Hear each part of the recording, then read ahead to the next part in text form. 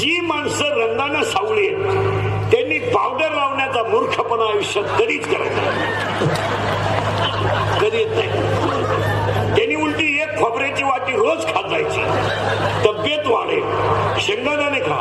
Makeup करून चांगल्या चेहऱ्याची बरबादी का करतो?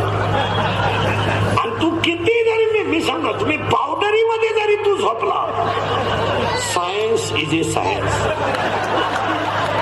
सावळा तो सावळाच. तुम्ही पहा, लग्नात गेलेली सगळी माणसं कुणाकडे पाहतात? मंगलाष्टक चालू असताना नवरीकडे. कारण सगळ्यात मेकअप केलेला प्राणी कोणता लग्नात? मेकअप.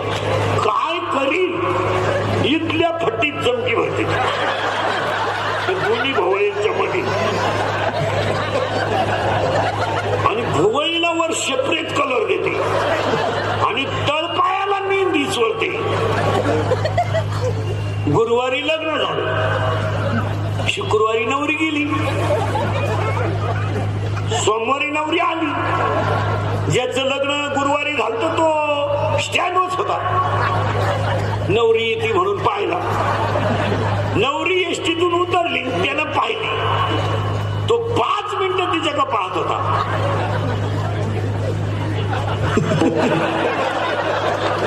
हीच होती का गुरुवारी?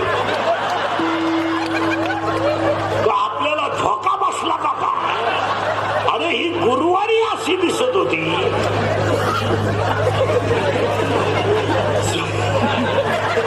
सोमवारी अशी दिसत होती. टेन्शन आलं त्याला, क्वार्टर पिऊनच घरी आलं. आता त्यानं ती नवरी कोणत्या रंगाने पाहिली होती? बस बाह्य रंगाने. म्हणून पाया पडून सांगतो आजच्या कीर्तनातलं दुसरं वाक्य, बाह्य रंग धोका देईल पण अंतररंग कल्याण करेल.